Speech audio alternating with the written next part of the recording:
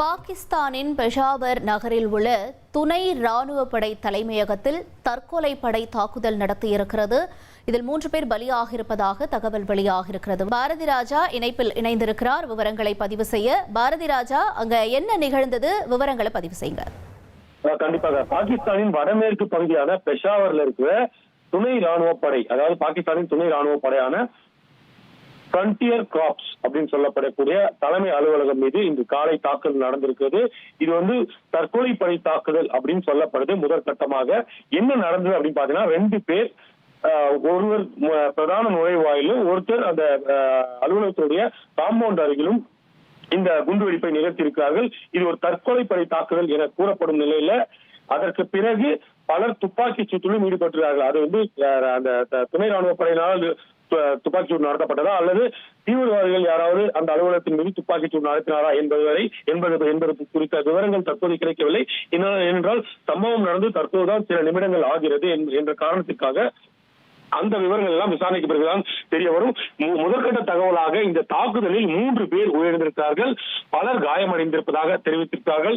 இதனைத் தொடர்ந்து தலைமை அலுவலகம் முழுமையாக துணை ராணுவ படையினரின் கட்டுப்பாட்டில் கொண்டு வரப்பட்டிருக்கிறது. அது மட்டுமல்ல, அந்த எந்த இடத்துல அந்த சம்பவம் நடந்தது, அந்த பெஷாவர்ல இருக்கக்கூடிய சதார் சுக்னேரி மசூதியிலிருந்து FC சவுக் வரையிலான சாலை 2 பக்கமுமே முழுவதுமாக மூடப்பட்டிருக்கு. அந்த சாலை முழுவதும் போக்குவரத்து முற்றிலுமாக தடை செய்யப்பட்டிருக்கு அப்படிங்கிறதா தற்போதைய தகவலாக இருக்கிறது.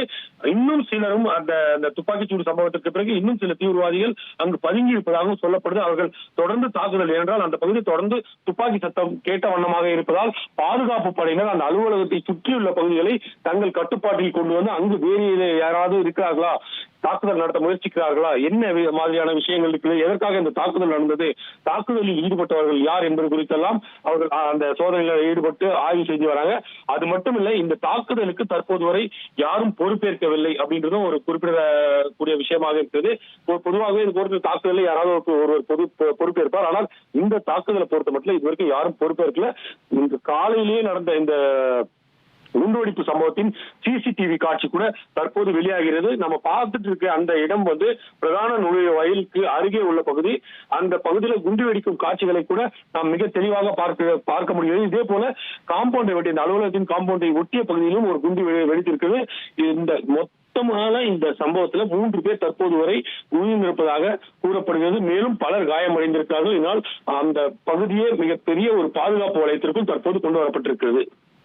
ரைட், விவரங்களுக்கு நன்றி பாரதி ராஜா.